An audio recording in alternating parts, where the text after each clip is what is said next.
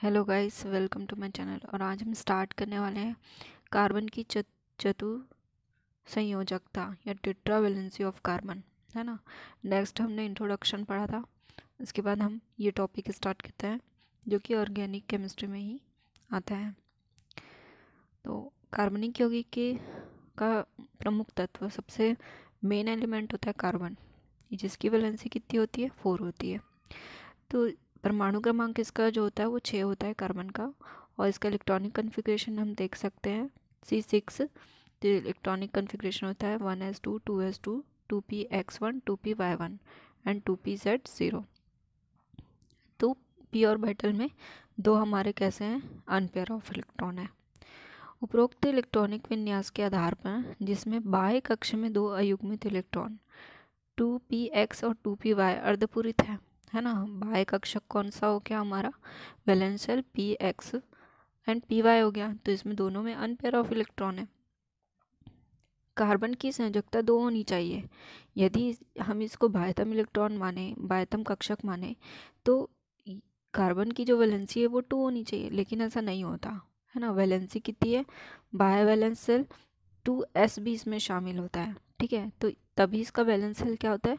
4 होता है, valence electron 4 होगा। अतः सामान्य रूप से अक्रिय गैस के समान इलेक्ट्रॉनिक विन्यास पूरा करने, अर्थात बाह्य कक्षा में अष्टक पूर्ण करने के लिए 4 इलेक्ट्रॉनों की आवश्यकता होती है। तो कार्बन को स्टेबल होने के लिए 4 इलेक्ट्रॉन की ज़रूरत है, क्योंकि इसके बाह्यतम कक्ष में 4 इलेक्ट्रॉन है।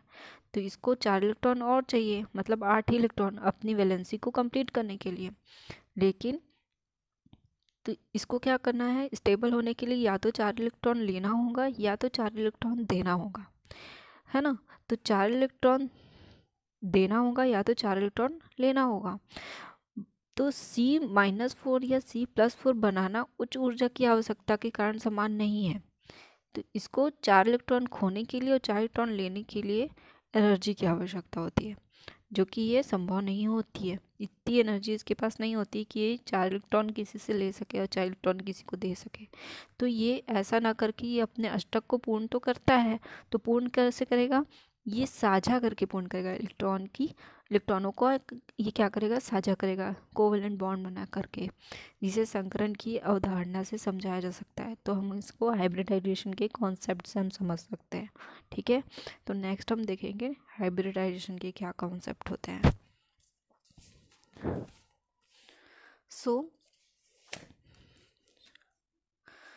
हम देखते हैं।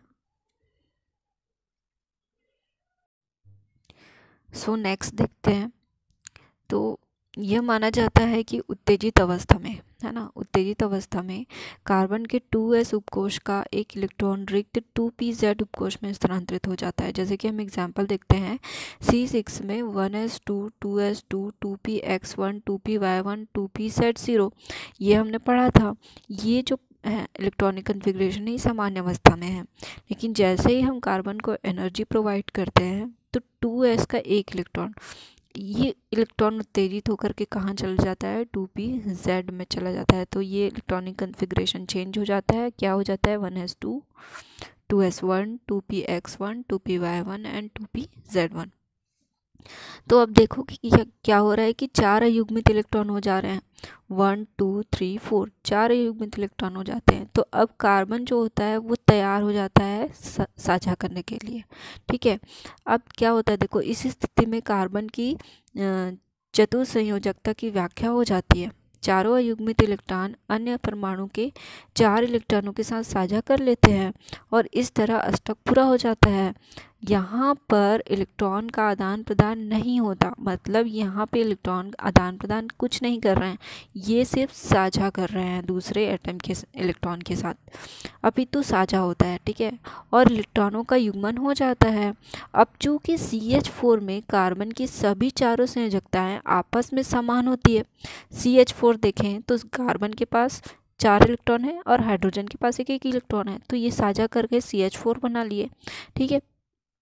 तो कार्बन की ये सभी चारों संयोजकताएं जो होती है वो आपस में समान होती है।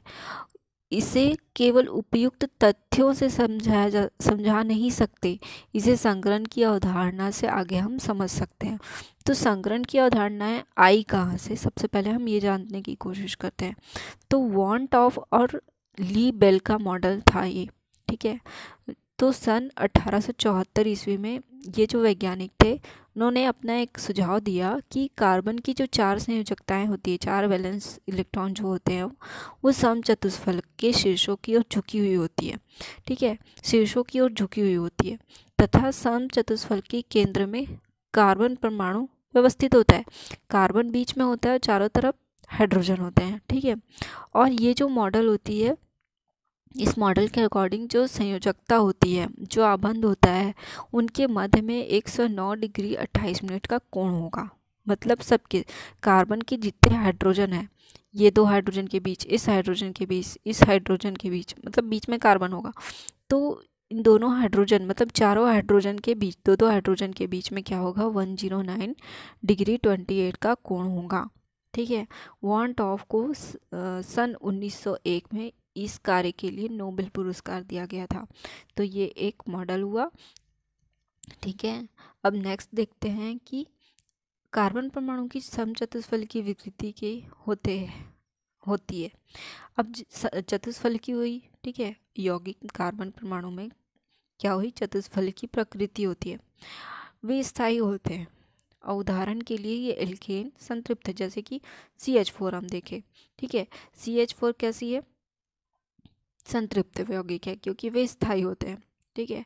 लेकिन इसमें जब कुछ विकृति हो जाती है, जब इस संरचना में कुछ विकृति हो जाती है, तो ये क्रियाशील हो जाती है, और क्रियाशील होने के बाद ये कैसी हो जाती है, असंतृप्त हो जाती है, ठीक है।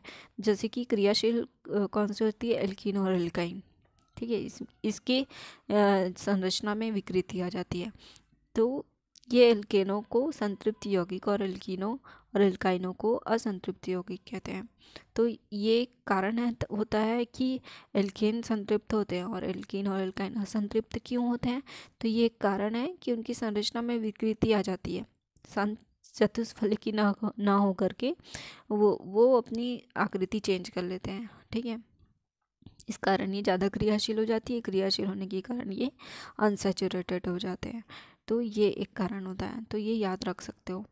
फिर श्रृंखलन कार्बन या अद्वितीय गुण, अब ये क्या है ना। अब इसको पढ़ते हैं कि अद्वितीय गुण क्या है, कार्बन में ये गुण कहाँ से आया, श्रृंखलन की प्रवृत्ति कहाँ से आ गई।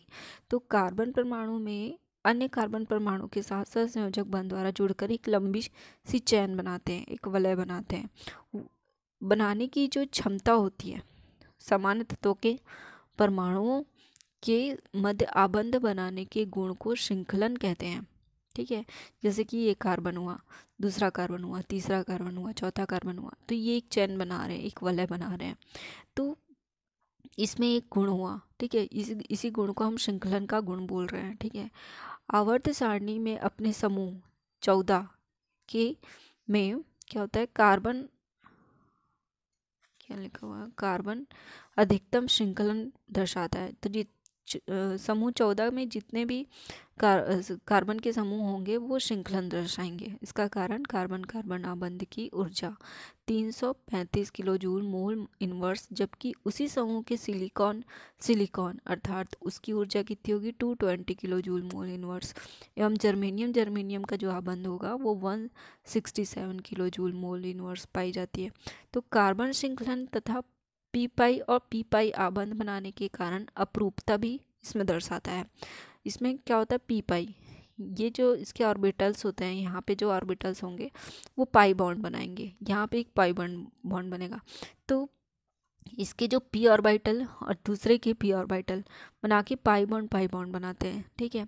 तो बनाने के कारण इसमें अपरूपता आ जाती है, ठीक है। कार्बन श्रृंखलन गुण के कारण विभिन्न लंबाई के रेखीय श्रृंखलन या शाखा युक्त श्रृंखला एवं विभिन्न आकार की वलय बना सकता है। मतलब इसकी जो लंबाई होती है वो इसी कारण शाखा युक्त श्रृंखला और बहुत सारे आकार या वलय ये बना सकते हैं। इसके कुछ उदाहरण दिए गए हैं, जैसे कि रेखीय श्रृंखला मैंने बताया, ठीक है। उसी तरीके से शाखा युक्त श्रृंखला, मतलब ये क्या करेंगे, कार्बन से दूसरी शाखा निकल जाएगी, दूसरा कार्बन बनाएगा। इसी तरीके से कार्बन ऊपर से एक कार्बन की चेन बना सकता है, नीचे से एक कार्बन की चेन बना सकता है। उसी तरीके से कार्बन का ये एक क्या बना सकता है, ये चौकोर एक वलय बना सकता है ना, मतलब कार्बन कार्बन इस तरीके से एक वलय बना सकता है, इस तरीके से एक वलय बना सकता है, 4 कार्बन की, 5 कार्बन की, 6 कार्बन की, इस तरीके से वलय बनाया जा सकता है, ठीक है। आई होप कि यहाँ तक समझ आया होगा। नेक्स्ट देखेंगे हम नेक्स्ट वीडियो में कार्बन के यौगिक के संकरण, मतलब उसके हाइब्रिडाइजेशन कैसे होता है। तब तक के लिए धन्यवाद।